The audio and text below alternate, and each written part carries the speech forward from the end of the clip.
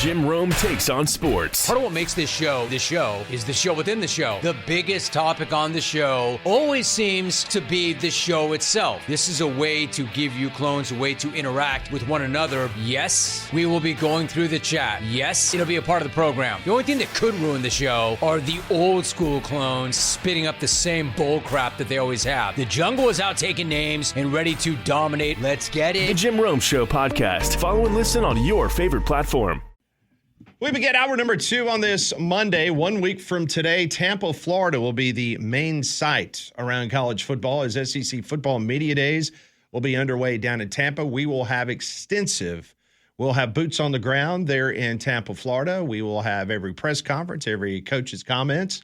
That will be straight ahead. Needless to say, plenty of interviews from on site there from Tampa, Florida. The first time ever that the SEC Football Media Days has been held in the state of Florida. It's been here in Birmingham 36 times. It's been in Atlanta a few times, Dallas once, Nashville a handful of times, but now venturing down to Tampa, Florida for the first time ever. Something tells me that Florida is going to be that media darling this year. Think so? Yeah. Yeah, out of that next group. Not the top tier group, but I think there's going to be a lot of buzz around John Summerall and Florida Gators. I concur. And depending on what happens in that, to me, my opinion, depending on what happens very early on, the Florida-Auburn game, that could set the tone for either one of those schools to kind of be more of a surprising team for the 2026 season than what some people want to give them credit for. I was surprised when you start going through these lists and the most difficult schedules and going over the Florida Gator outlook. They've got that early game, and they got to go to Jordan-Hare. You're going to get that in prime time, and we know that not only because it's the next game, but because of John Summerall and the whatever side many people tell you Auburn did, dropping the ball and that his hiring falling through and him ultimately ending up at Florida. But I would think that Alex Golesh, he knows what the score is, and he's probably got a little bit something extra for that game as well. So I was doing a little research. I was going back and looking. Once again, I'll preface this by saying we as a media do a horrible job in these preseason SEC predictions every year. We don't do very well. It would be no fun if we correctly picked it every year. Correct. We want the fans to be able to ridicule us in the media that we can't pick these games. So last year, as we departed Atlanta, the Texas Longhorns, they were picked to finish first in the regular season in the SEC. They ended up finishing 5th in the SEC. Us in the media, we predicted Georgia to finish 2nd. Well, guess what? We got that one right. Georgia was 2nd, technically, in the SEC. We picked Alabama 3rd. Bama was 1st. A lot of people forget that. Alabama was technically won the regular season. Like, if you did not have an SEC championship game, Alabama would have won the SEC. And for what it's worth, correct me if I'm wrong, the three of us all picked Alabama and Georgia in 1 and 2. Correct. Yeah. We did. So keep your eye on that. Pat on our back. Come next week. Yeah, because we get skewed with some of these idiotic votes. But what was the school last year when we were in Atlanta that everybody kept telling us that's the team? Now, we didn't buy into that, but what was the team? LSU. Yeah. LSU was predicted to finish 4th in the SEC. And I'll never forget a bunch of LSU media going crazy because when it came out, oh, this is absurd. Are you kidding me? We're going to have a Heisman Trophy quarterback that's going to be in New York. Brian Kelly gone out and gotten 22 mercenaries that are incredible. This LSU team's going to be in Atlanta, college football playoff. Man, this is crazy that the media picked LSU 4th. Would you like to guess where LSU finished the regular season last year in the Southeastern Conference? 11th? I was going to say, 10th or 11th. 10th. Yeah. They were picked 4th. They finished 10th. Then, for some odd reason, I didn't vote this way. If y'all did, I'm not taking shots at you. It was just odd for a lot of people to do it. They predicted South Carolina was going to finish 5th in the SEC. They finished 13th. And I will give credit to Brett Norsworthy. Brett Norsworthy said it before the season started. Yeah. He said, people, I don't care about Lenora Sellers coming back. He called it, and he was dead on. And just because of Brett and his influence, I never bought into South Carolina last year. After South Carolina, the media predicted Florida to finish 6th. They fired Billy Napier, and they finished 12th. They did beat Texas. I did buy into some of the Florida on my vote. I think I had them like 6 or 7. Did you? Well, I thought Lagway was actually going to be good. Well, Lagway was going to win a Heisman. Lagway's going to beat Auburn this year in Atlanta. Well, their defense is going to let them down because they're – what did Nathan King say? God awful. God awful. Yeah. That's right. Yeah.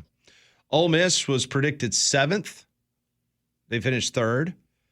A&M was picked 8th. They finished 4th. Tennessee was picked 9th. They finished 8th. Oklahoma picked 10th. They finished 6th. Auburn was predicted to finish 11th in the SEC. They finished 14th. Hugh Freeze gets fired.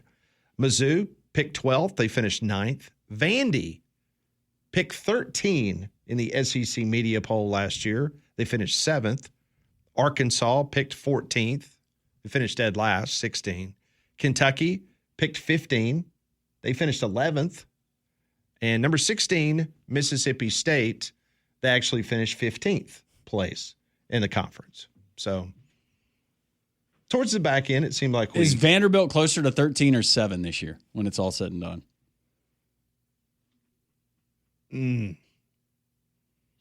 I would say I'm going 13. Yeah, I'd have to go that route. Yeah, without Pavia. You got a true freshman. Yeah. He might be good, but there'll be some growing pains there. So the way they play, they're gonna hang around games. They'll still be in some games. Yeah. I bet they finished like 11th, 10th or 11th, something like that. So once again, I don't think there's any doubt whatsoever it will be Texas, Georgia 1-2. Is that how y'all will vote? Yes. That order? No. Texas, Georgia? No. I will go Georgia 1, Texas 2. I will go Georgia 1, Texas 2 until Texas proves that they can beat them.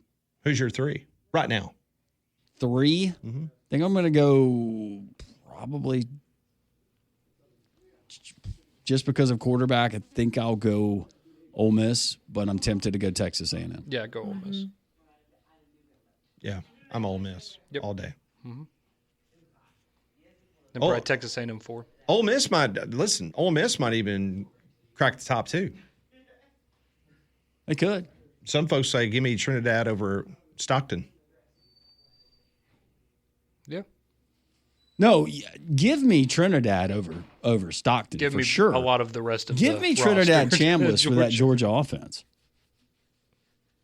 Sorry, that doesn't help the whole Miss fan base, but I think that Trinidad Chambliss, and that's more fascinating than Gunnar Stockton and Ole Miss's offense.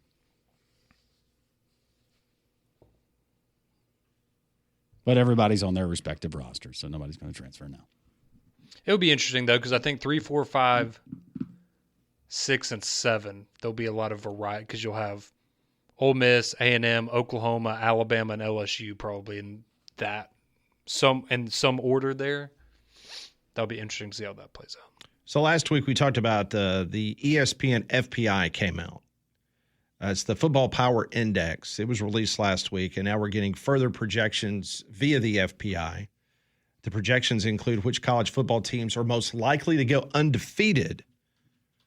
Going from 10 down to 1, this is according to the FPI, best chances of going undefeated. UNLV comes in at number 10. Number 9, Penn State.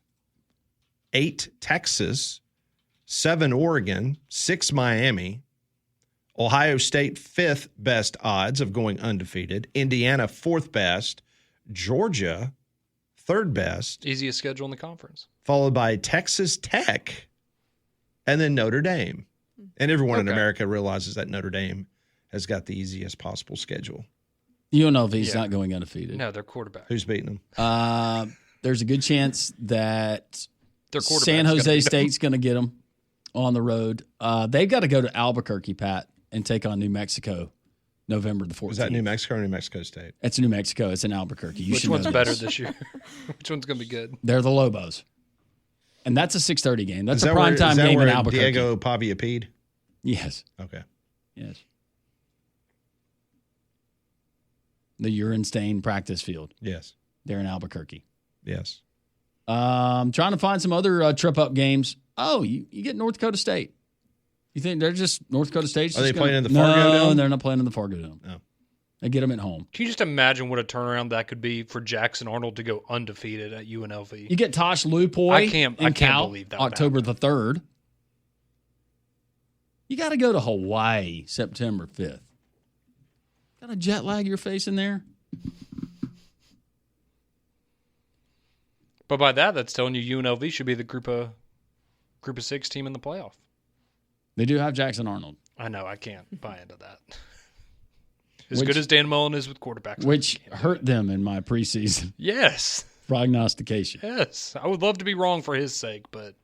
So the Football Power Index, it's a projection-based model. They run simulations, thousands of simulations to project outcomes. One other interesting note that I saw, they listed the top 26 games per the FPI program, and the best game is Ohio State at Texas, followed by Ohio State at Indiana. Those are the two top games according to the FPI. Third is Texas at LSU. Texas at Texas A&M is the fourth best game, and then Oregon and Ohio State round out your top 5. Alabama's only got one game listed, and that is at number 6, and that's Georgia at Alabama, followed in by Ohio State at USC, Oregon at USC, Miami at Notre Dame, Oklahoma versus Texas, Georgia at Ole Miss, and Texas at Tennessee. So that rounds out the top 2026 games per the ESPN FPI. Yeah, but it always changes once the season gets started, right? Mm-hmm. All these prognostications and who is real and who isn't. And who would have thought that the last couple of years, some of the marquee games that we look forward to that involve the Vanderbilt Commodores. True. And last year, I can't remember, but I would imagine that the number one game last year was probably Ohio State and Texas. Yeah. Mm-hmm. And that game was kind of a dud. Yeah. Hopefully it's better. I would think it would be better this year, but it was kind of boring last year. Who would Notre Dame's primetime, their big one, be? Because they've had to be Oregon. Miami. Yeah, it's only Miami. Mm-hmm. That's all they got, right? Yeah. Because at least 2 out of the last 3 seasons, we've gotten a primetime game there in South Bend, where it seems like everyone has turned their attention to. So we just get that one head-to-head, and that's really it. And their schedule's really nothing to brag about. No, it's not. I mean, you got Wisconsin. That's a 6:30 game to open the season. But, yeah, I mean, BYU will be good, but that's... Yeah, but we've seen BYU. Luke Fickell up close and personal the last 2 years. True. See, this is one of those... It's like, it'd be nice if they still played USC. That'd be a good game this year. Mm-hmm. But we don't get that. It's interesting that USC has got 2 games in the top games, according to the FPI. Ohio State at USC and Oregon at USC. Their schedule's just tough because they play all the good teams in the Big Ten. Mm-hmm. They got to play Oregon, Ohio State, Indiana, and Michigan. Yeah, USC was that team last year, that marquee. Mm-hmm. And then in 2024, I'm trying to see who that team would have been. They had several. They had Georgia Tech that came there. You got Florida State. That schedule, wow. That Northern wasn't a great Illinois. schedule. But that looks a heck of a lot tougher than the one that they have this year. Yes, very much so. Mm-hmm. At least there they had to play Louisville, who was 15th. Hey, we've seen them trip up. Northern Illinois, Marshall. You never know. It's been known to happen with that group. Mm-hmm. Yeah, Marcus Freeman has not been immune to those games. Nope. If you've noticed cracks in your walls, uneven floors, or moisture building up in your crawl space, don't wait until that small problem becomes a major expense.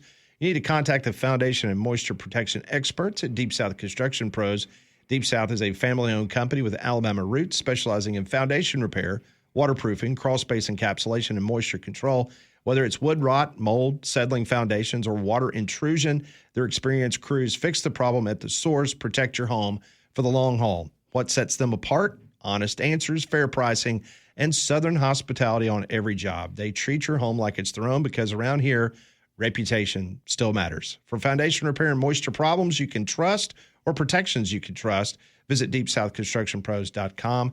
That's DeepSouthConstructionPros.com. Your home, their commitment. We'll get into more college football news and notes as we continue our Reaction Monday. It's three-man front. I'm glad you're with us here on Jocks.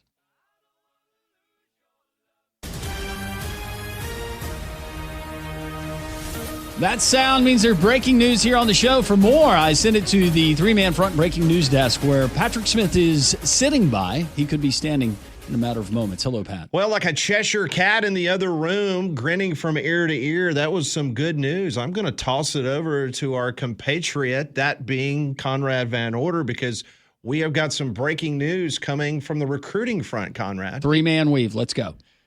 Earmuffs done, Don. He's not going to want to hear this. Uh-oh. This is going to be tough for him. Uh-oh. Alabama has just got a commitment from four-star offensive tackle Anthony Blaylock Jr.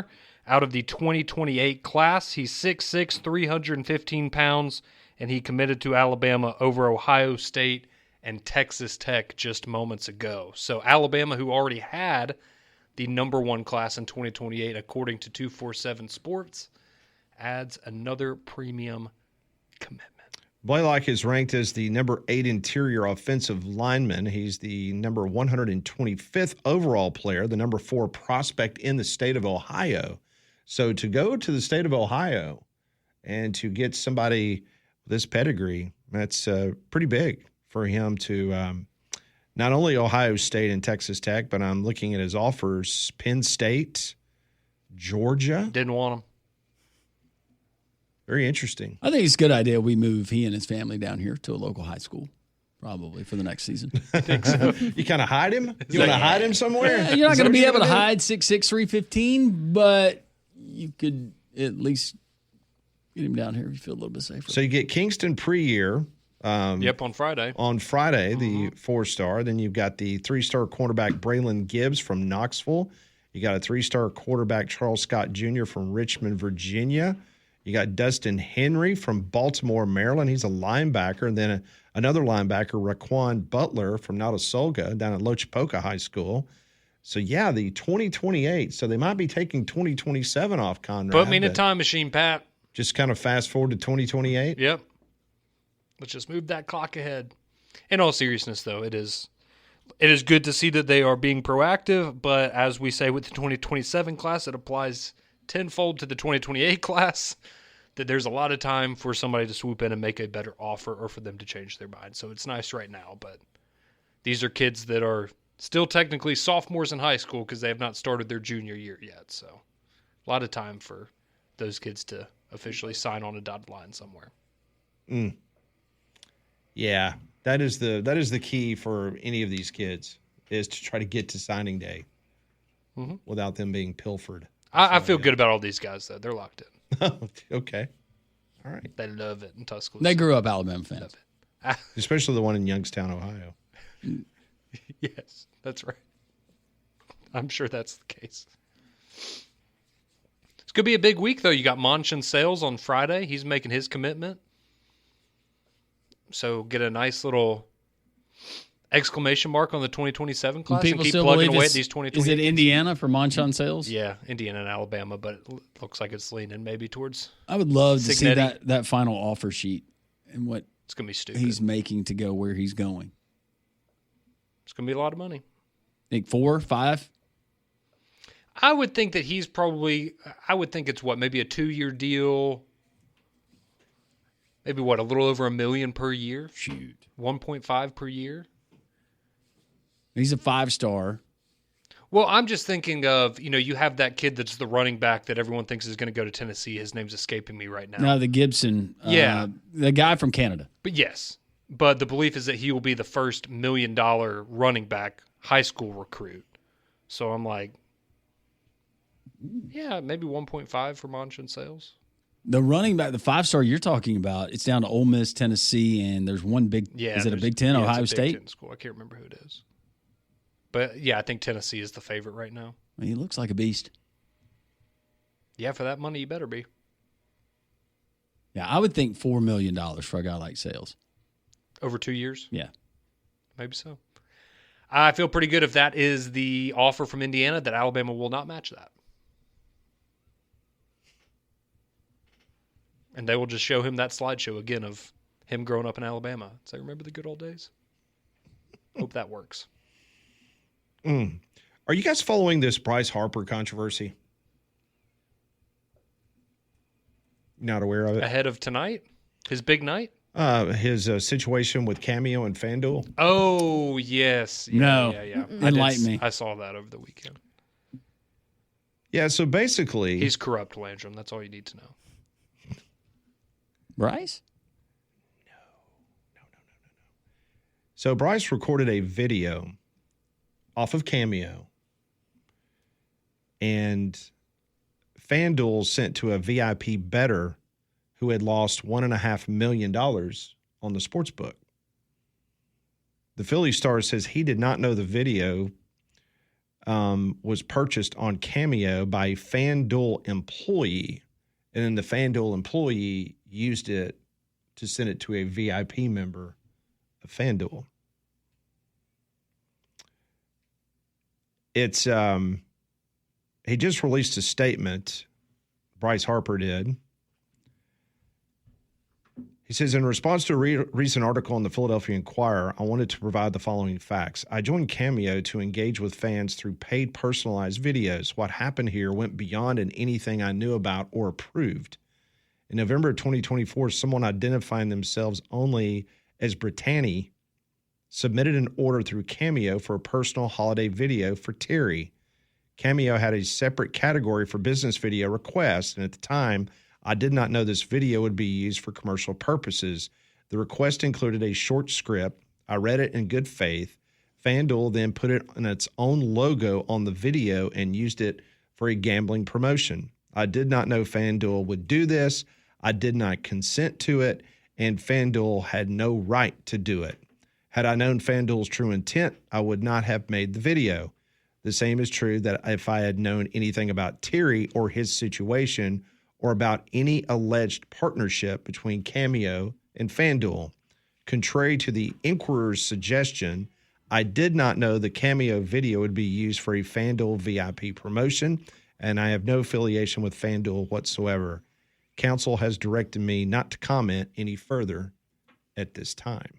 Well, I think Manfred needs to step up. We suspend Harper until we get all this sorted out. Well, it just makes me really sad because Pat, Molly, and I had been pulling together our money. So when the Phillies overtook the Braves in the NL East in a couple of weeks, we were going to get you a cameo from Bryce Harper in honor of the occasion. And now I'm scared that he's not going to want to do that. So he even posted a screen grab of the actual script that was sent to him for him to read. And it just says, instructions for Bryce Harper. Hey, Terry, your host, Brittany from FanDuel, wanted to make sure your Thanksgiving was extra special. So I just wanted to hop on, wish you and your family a wonderful Thanksgiving. Tell Max, his son, I said hello. Yeah, it's simple enough. Why would you think that somebody would use that for commercial purposes? And take the over on our season win total. Yeah. By the way, it was Ohtani placing the bets. But FanDuel, I do hate that for him though, because that's a bad situation for him to find himself in that I'm sure he had no knowledge of. FanDuel sent it to the bettor who had lost over $1.5 million. Hey, this will lighten the blow a little bit. Here's Bryce Harper. And I think I read where this individual, because I'm like thinking, okay, the guy lost $1.5 million. Yeah. I'm Bryce Harper, and I'm still worth $550 million. Exactly. I want to say the guy that lost $1.5 million had bet nearly $18 million with FanDuel. That's not even shame on you. That's just shame.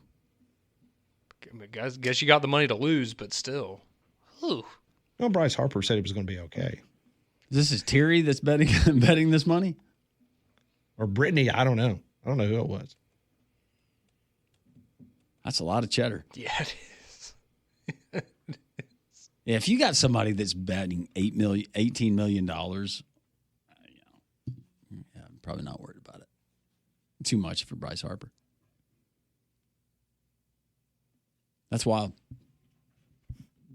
Hope it doesn't distract him tonight. Just not going to be able to order Bryce for somebody's cameo for their birthday. We'll just have to go with Schwarber. Hopefully he'll win it again. Or just get Aaron Dolan's boyfriend. Oh, yeah. What's it, Bohm? Mm-hmm. He's not on the roster, is he? I wonder if you can get like a 2-for-1 special on that. What, both like, her and him? Like she just pops in and says, hey, something like that. She pops in and says, hey. Yeah. Because nobody's buying an Alec Bohm cameo. I'm not. For reasons. Is she on there? Is she on Cameo? I don't know. I don't know who's on there and who's not. Here, let me see. She is not. Oh, man. Darn. That'd have been really nice to have for the final crate. Yeah. Kind of like her right. wishing Conrad a best of luck as he heads into the offseason. As he begins his training for next year's crate. Is that? Are you retiring? Is that what you're saying? I just feel like it's, it's like a good TV show. You don't want it to go on one season too long. You'd rather just kind of end it when it's still at its peak. Be like Steve Carell or The Office without Steve Carell. We don't want to get into that territory. Yeah, can you get a Steve moments, Carell cameo? Probably. I bet you can. I wonder how much Bryce Harper was charging. Because weren't those, it's probably like $100 maybe? I would say his is probably, a lot more. I'll say some of them are really expensive. Well, what wasn't Connor Stallions on there at one point, and it was like $75 or something because we were going to try to get one. Mm-hmm.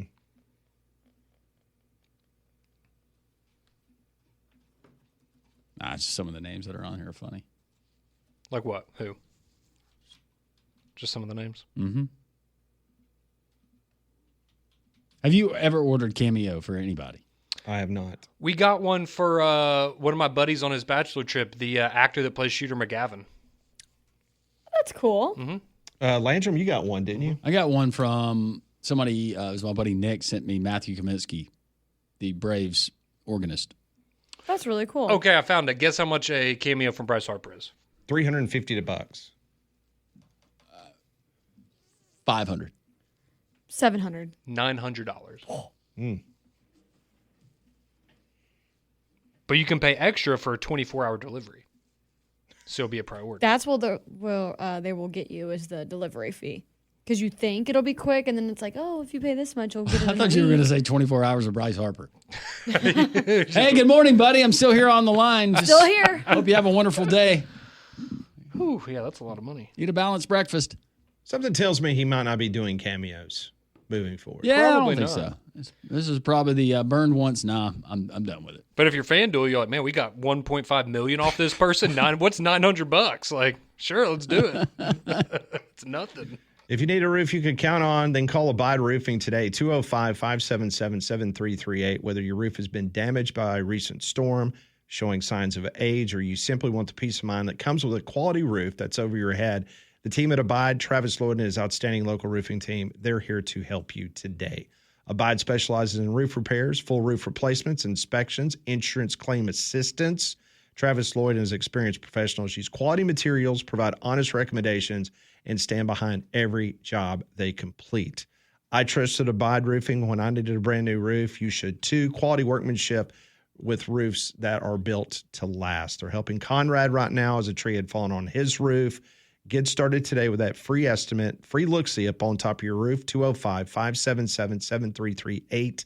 Go to their website, abideroof.com. A lot of you want to weigh in on the text line, and you've done so, 205-834-9450. You can give us a call as well. Lots more to get to a Reaction Monday here on Three Man Front. 11:36 Three Man Front Reaction Monday. We got the Home Run Derby coming up tonight. 7 o'clock to start time there from the city of Philadelphia. Always remind you not to let the AC drift right out of your house, especially during these hot months. That's money you're losing. You can get new windows and doors. Our friends at EcoView Windows and Doors, locally owned. The owner is Becky Jackson. She is a sweet, sweet lady, but she is joined by her husband, her son. They're part of the family team there, and they just have an outstanding crew. They're going to do exactly what they say they're going to do, and they're going to leave you smiling. It's a nationally owned brand, but it's locally owned. It's EcoView Windows and Doors. Just wonderful people, 5-star rated across the board, as well as with Home Advisor, fully licensed contractor, 205-564-8480. That's 205-564-8480, or go to ecoviewwindows.com. Check out the full selection of not only windows, but also the doors that they have. They will take care of you. ecoviewwindows.com. That is the website. Tell Becky and her team that Landrum from Jock sent you. You know, you were just talking about EcoView and talking about the heat. I saw this earlier this morning. I was not living in Birmingham yet, plus I'd been really young. But on this date back in 1980, Birmingham's high for the day, this is not heat index, was 106. On this date back in 1980, it was 106 in Birmingham, Anniston 105, Tuscaloosa 104, Muscle Shoals 104, Fayette 103, Dothan 103, Troy 103, Huntsville 101, Montgomery 101, and Mobile was 101. Statewide, it was the hottest day. It was crazy. Over 80% of the state reached 100 degrees. Wow. 80%. Nearly 1/4 of the state reached at least 105. Isn't that crazy? You think in 1980 somebody was like, see, global warming. Tell me it doesn't exist. Not to mention the fact that in the month of July alone, there was an estimated 120 heat-related deaths in Alabama during that heat wave. That's scary stuff. That's nothing to sneeze at. 106 degrees. 106. You're cooking stuff on the asphalt at that point. Yeah, I think the hottest temperature I've ever been in, air temperature, was, I remember I told you, I was at a baseball game. Yep. I was St. Louis and the Milwaukee Brewers was playing a afternoon game, and I had taken Connor up to St. Louis. We had gone to a 3-game series, and it was a businessman special. And it literally was 104 as we were walking out of the stadium in the 3rd inning. Dang. He had had enough. Yeah, I would imagine so. 103 in Vegas for me one time. Plus, I think mine was in Vegas. Yeah, we went there one summer, and it was disgusting. But didn't stay out long enough in it to really to suffer. Mm-hmm. It was just right back into a 65-degree casino. You're looking at like a 12:05 first pitch in St. Louis in July, and you're sitting, on concrete. There's no overhang. You got the high midday sun. I remember when they used to play with that carpet turf there at Busch Stadium. Oh, yeah. And then you would have the shot, and you could see the heat just hanging off of the surface of the field. Through your TV, and this was not high def. If the players in St. Louis and other places like Philadelphia and Pittsburgh, and Cincinnati that had the cookie cutter stadiums, if they did not put stuff in their cleats, it would potentially give you burns on the bottom of your feet. Like you would have to put ammonia. You'd have to, sometimes players would put lettuce in the bottom of their cleats. Lettuce? Lettuce. Mm-hmm. And you had Babe Ruth that would use the cabbage leaf inside of his hat to keep him cool. Maybe more guys should try that. Worked out for whom? When I was little in my dance studio, we were in a 4th of July parade, and we had to walk the entire time, and the bottoms of our dance shoes had melted off from the asphalt. Mm-hmm. Really fun. Ooh. They didn't get on your feet, though, right? No, but like you could tell it was almost like by the time we finished the parade route, I needed new shoes. We were just tougher back then. Yeah. Now we're canceling school if there's a cloud. Those are some of the best days, though, growing up for us. Of course. I remember I was in Bristol, Connecticut, one July for meetings for ESPN, and it was the year of the hurricane. I guess that would have been, was that Superstorm, or was that Storm Sandy that hit on the East Coast, New York, Connecticut, something like that. And so I got up there for the meetings, and I remember staying in the hotel, and I was watching the local Hartford news, and it was hot up there. It was nothing like it is here, but it was hot. But all the schools were still in session because they had lost weeks because of the storm. And so they were still in school in late July, and they were having to have school outside because none of the schools in Bristol or Hartford had air conditioning, which made sense. Yeah. So they actually had to hold school outside under trees because it was just too hot inside the schools. That was my mom. Wow. She went up there no air. With a group of teachers from the state, and they had stuff up there all week, but they went to Yale. That was a part of it. And she said it was the hottest week. And she grew up here in the state of Alabama, and she said it was so hot. But part of that was because of the lack of AC, and you'd go in, and this was mid-'80s, but you would go in, and those teachers from great state of Alabama asking for ice. Even then, it was like, ice? You want ice? Yeah. Getting ice in their drinks was tough. Yeah. I think. That's interesting, though. See, I wouldn't think about it, but yeah, in the Northeast, why would you have AC in a school? Because you're out the summer months. You don't need it. That's crazy. Yep.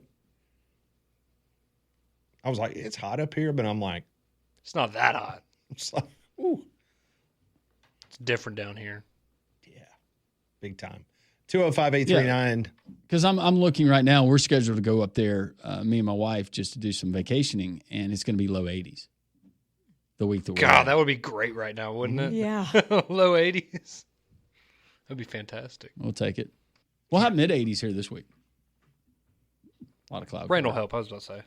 Yeah. Rain and clouds will help. That's right. 205-834-9450. Text line is open. We'll get to your text. Phone lines are open as well. It's 3-Man Front on a Monday. 205-834-9450. That is the number. If you'd like to get a phone call in or you want to text the show, same number, 205-834-9450. Home Run Derby tonight. That is on Netflix. All-Star Game is tomorrow. The Braves end up getting a win yesterday as they head into the All-Star break. When's Acuna back? Any date on that? He started his rehab assignment, just guessing, a couple of weeks. Okay.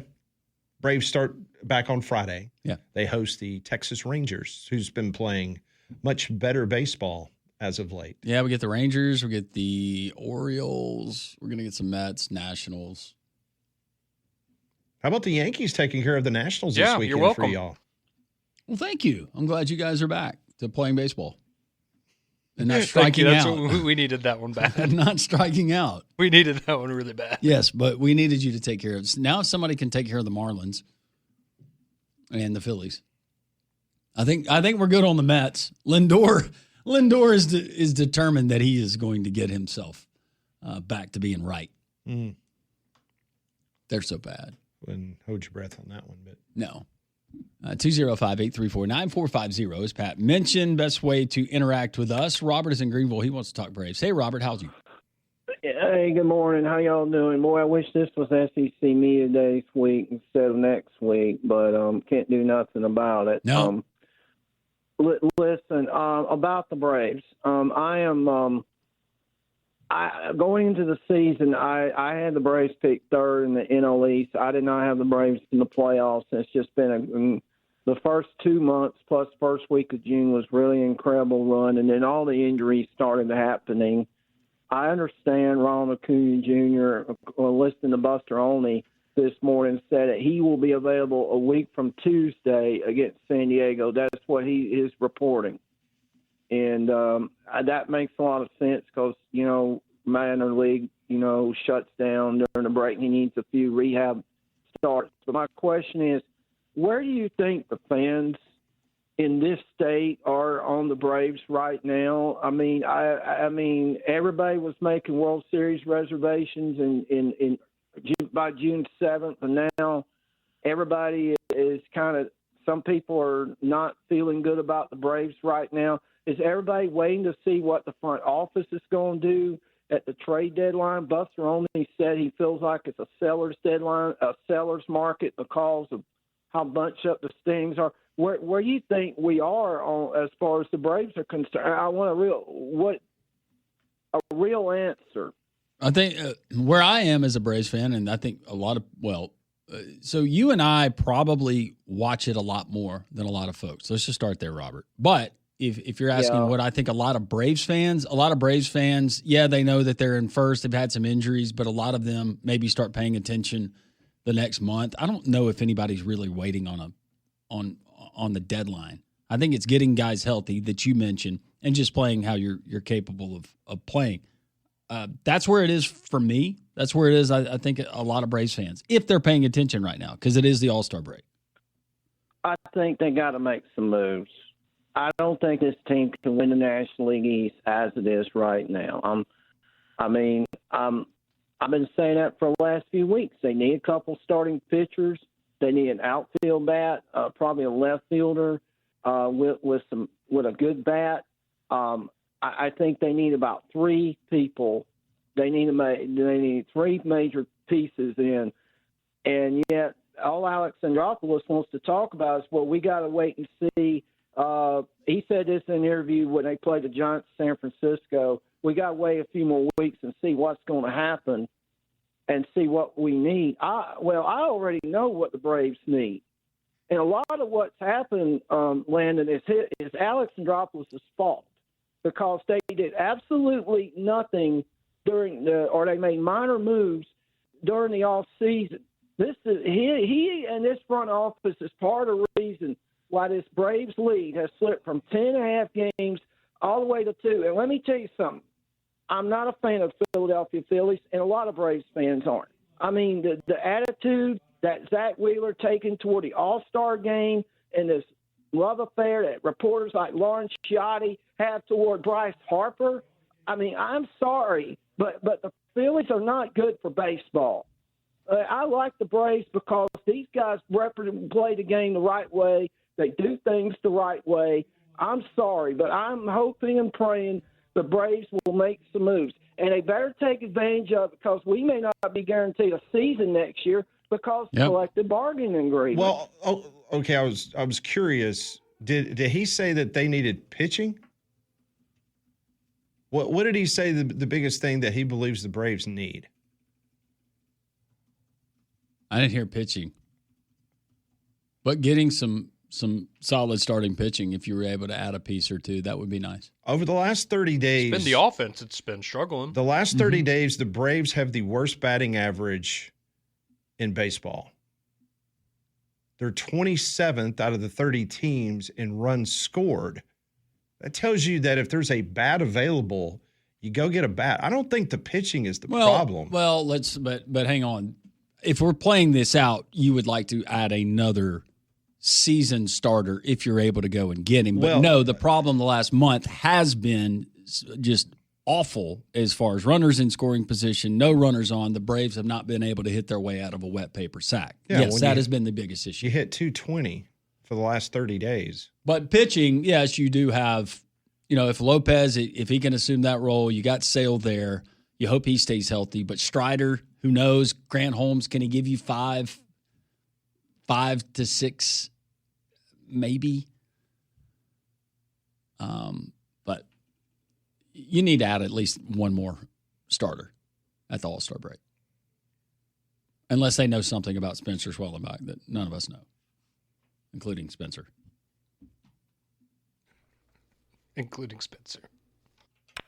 PG, welcome in. Hey, guys. Good morning. Great to be on the show. Hey, y'all were talking about that temperature in 1980. I was working for a SIPCO back then. Oh, my goodness. Can you picture 106 degrees? I had just moved up here from Florida in 78 in a couple of years. So when I was working there, I was in the monocast department where, I was frying at that place. 106. And you're right. It was no heat index. I was probably making that 116. I'm just curious. How did y'all stay cool in that environment? We didn't. We had nothing. We had to wear long pants, a hard hat, long sleeve shirt. We couldn't, come in shorts or nothing. And I said, man, I moved up here to Alabama. I thought I left Florida because of the heat. Lord, but wow. That's incredibly brutal. 106 was the air temperature, and PG was working at a SIPCO. My goodness. I didn't last there much longer after that.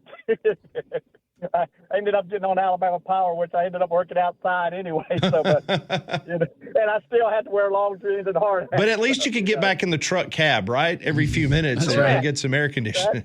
PG, thank you. I got in. You're welcome, guys. Good, great to hear from you, PG. Great to hear your voice, my friend. All right, be well. 2 hours in the book, 2 hours left to come, including Molly's Movie Minute and the Curiosity Crate. Scrolling with Haley. I am Haley Carania. I scroll with the homies here in the live chat because there's a lot to scroll through on X, on Instagram, on TikTok. Cutting through the clutter, one hot take at a time. Love seeing you all in the chat before the show. I try to jump in just a few minutes before to say hello. I love the chat interaction. Thank you for helping. But I do it to get all of the videos and all of the content that you won't find anywhere else. Scrolling with Haley. Just search that up and I will be there. Follow and listen on your favorite platform. Hey, I'm Chris Van Vliet. Go behind the scenes and beyond the headlines with the biggest names in pro wrestling and beyond. Jeff Jarrett, great to see you. In this business, the story behind the scenes, so much more entertaining than what you see on camera. Ladies and gentlemen, my name is Paul Heyman. Mr. Heyman, you are a master at the little things. That's how you turn good into great. What does it take to achieve greatness? Whatever it takes, I'm willing to do. That's an Emmy-winning performance. How about it? Insight with Chris Van Vliet. Follow and listen on your favorite platform.